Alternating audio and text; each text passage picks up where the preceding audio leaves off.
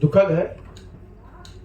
इससे ज़्यादा दुखद और क्या घटना हो सकती है? किसी सरकार की गलत नीति की वजह से अकारण इतने लोगों की जान जाना। लेकिन अगर आप लोगों ने ध्यान दिया होगा तो शराबबंदी पर सबसे पहला इनके विरोध में मुखर आवाज़ मैंने उठाई है। जब से मैं आया हूँ तब से बोल रहा हूँ।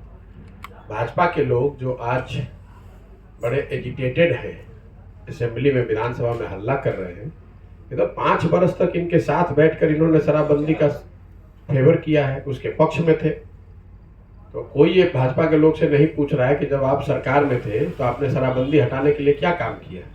और आज भी पहले ये तो यहाँ जितनी पार्टियां हैं पहले ये तो बताएं कि शराबबंदी पर उनका स्टैंड क्या है। यही काम आरजेडी और तेजस्वी यादव कर रहे थे। जब तक आप विपक्ष में थे तो रोज हल्ला मचाते थे कि भैया शराबबंदी फेल है, और जब आप सरकार में आ गए तो शराबबंदी आपको ठीक लग रही है। वही काम भाजपा कर रही है। जब सरकार में बैठे हुए थे तो शराबबंदी से उनको कोई दिक्कत नहीं थी, जैसे ही सरकार से बाहर निकले तो आप हल्ला मचा रहे हैं।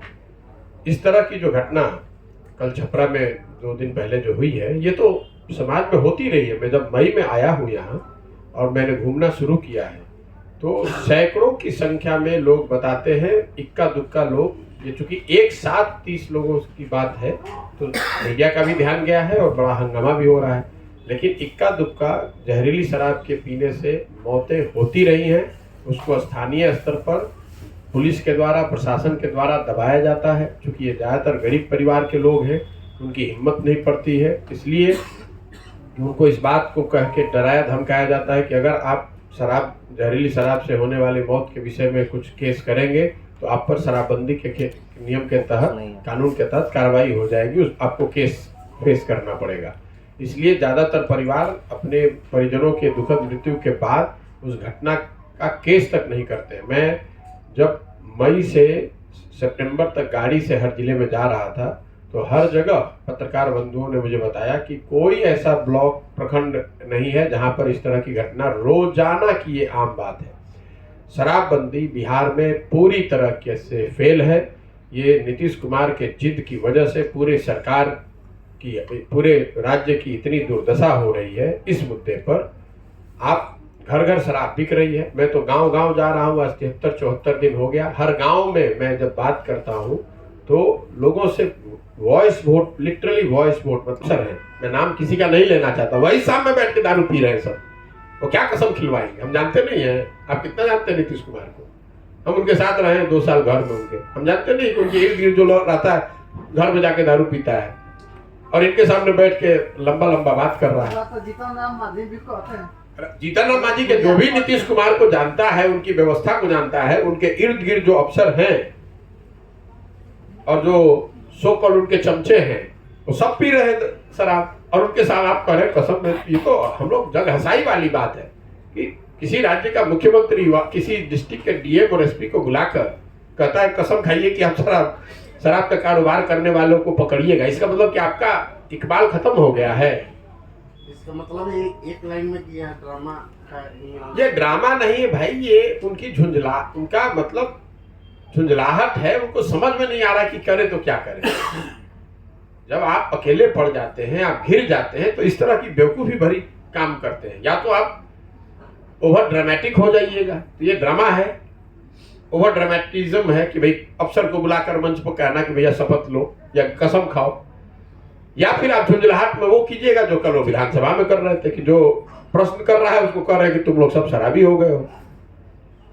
लेकिन नीतीश कुमार के साथ साथ तेजस्वी और खासकर भाजपा, ये भाजपाई जो है, ये 5 बरस इस शराबबंदी के कानून को बनाने, चलाने और इसके सारी इससे जुड़ी कुव्यवस्था के बराबर के भागीदार रहे और आज ये सवाल उठा रहे हैं।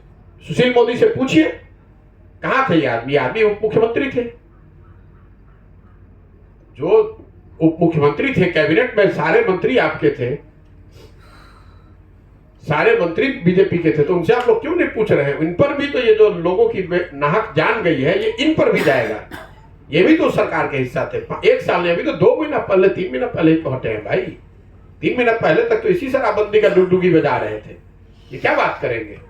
एक अंतिम नहीं अरे हाँ वही तो विधानसभा में सर्वसम्मति से पारित तो सर्वसम्मति से आपने पारित किया है तो अब आप मैं कह रहा हूं कि बिहार में मैं मई से आया और पहले दिन से मैं कह रहा हूं इन जैसे लोगों के प्रश्नों के बावजूद ये कह रहा हूं कि बिल्कुल शराबबंदी के विरोध में मैं एकदम चाहता हूं कि शराबबंदी यहाँ से हटाई जाए। मुझे कोई इसकी चिंता है कौन नहीं कर रहा है शराबबंदी पर टिप्पणी कौन नहीं कर रहा है जिसको वही डर है वोट का कि हमको महिला वोट नहीं देगी हमको पुरुष वोट नहीं देगा। मुझे कोई वोट की बात नहीं है, ये समाज के हक में नहीं है, बिहार के हक में नहीं है, ना बिहार के इकोनॉमी के ना बिहार के समाज के। ऐसी घटना नहीं हो। शराबबंदी को अगले 48 घंटे के अंदर इस कानून को वापस लेना चाहिए और शराब बिके न बिके क्या किया जाए उस पर एक नया प्रोग्रेसिव लेजिस्लेशन बिहार में नया कानून बनाया जाना चाहिए जिसमें शराब को लेकर पहले इन्होंने क्या किया अपने पहले 2 टर्म में गांव-गांव में शराब की दुकान खुलवा दिए पंचायत स्तर पे। उसके बजाय बीच का रास्ता जहां आप डंडे के बल पर शराबबंदी लागू न करके एक बेहतर रेगुलेटेड फ्रेमवर्क में शराब की उपलब्धता यहाँ करा दी जाए। जो जिसको पीना है वो टैक्स दे पिए, लेकिन वो रेगुलेटेड होना चाहिए ताकि उन जगहों पर जहाँ शराब के बिकने से पीने से न्यूसेंस क्रिएट होता है या लोगों को समाज को परेशानी होती है वहाँ ये न बिके। और जो लोग पैसा देकर अपने घर में बैठकर पीना चाहते हैं दे पिए अपना वो समझे। और सामाजिक स्तर पर जरूर सरकार को प्रयास करते रहना चाहिए कि जैसे आप गुटखा के लिए कर रहे हैं, दहेज के लिए कर रहे हैं, कम एज में शादी के खिलाफ कर रहे हैं, जातिवाद के खिलाफ कर रहे हैं, सांप्रदायिकता के खिलाफ कर रहे हैं, ऐसे सारे विषयों पर समाज के स्तर पर प्रयास करते रहना चाहिए जिसमें सरकार की भी अपनी एक भूमिका है। सर बिहार सरकार के एक मंत्री का कहना है कि जो शराब कांड में जो लोग मरे हैं उनको किसने कहा कि जहरीली शराब पीने के लिए? सरकार तो नहीं ना कहने की। मंत्री के बयान पर हम लोग क्या कहेंगे? किसने कहा है तो मंत्री जी को कहिए कि जरा वहां चले जाए तो पब्लिक उनको बता देगी कि किसने कहा है। मंत्री जी को कहिए कि अपना गार्ड वोड जो है ना उसको गाड़ी से उतार दीजिए और जरा गौवा में जाकर यही बतवा कह दीजिए कि तुमको किसने कहा था पीने के लिए, तो उनको दिख जाएगी कि उनका बयान कितना सही है कितना गलत है। ये सलाह दे दीजिएगा, ये आंसर दे रहे हैं कि मंत्री महोदय को जो भी सज्जन है उनको अपना सरकारी सुरक्षा जो है उसको घर पर छोड़कर गाड़ी से जाकर ये सुंदर सलाह उन लोगों को, उन परिजनों को उस गांव में देना चाहिए जिन लोगों के परिजनों की दुखद मृत्यु हुई है। उनको उनका जवाब वहीं पर तुरंत जनता के द्वारा मिल जाएगा।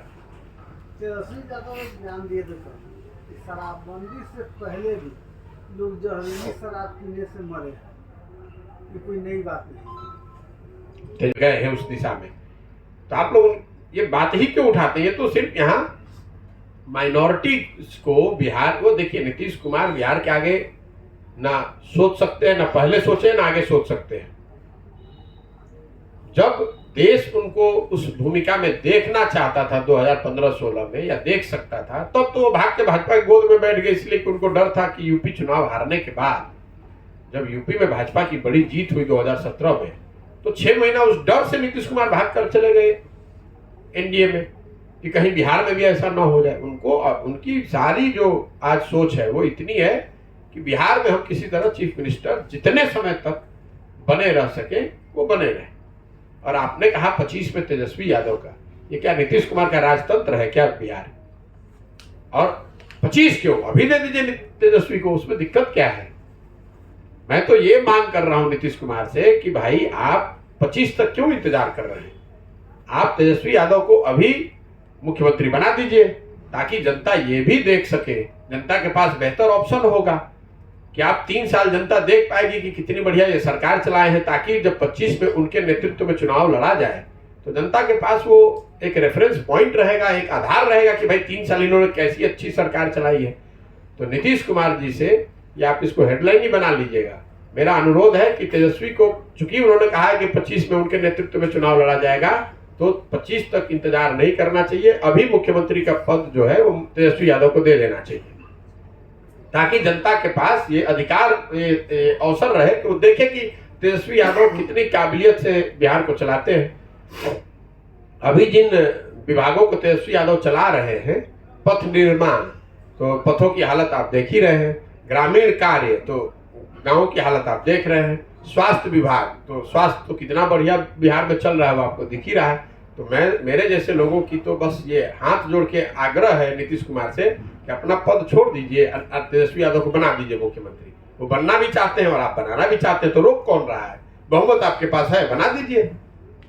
नीतीश कुमार किसी को कुछ नहीं बनाना चाहते हैं, वो अपने उस चेयर पर बैठे रहना चाहते हैं और कुछ नहीं है उनके पास। अच्छा, आपके पास कोई ऐसा लग रहा है कि ये जघन्य हत्या जो हो रही है, समूह में हत्या, ये एक तरह से जो मर रहा है शराब पीने से, इस पर कोई ऐसा कदम उठाया जाए और पहल ले तो हो कि इस ऐसे खबरों के अपडेट के लिए हमारे चैनल को लाइक, सब्सक्राइब एवं शेयर करें।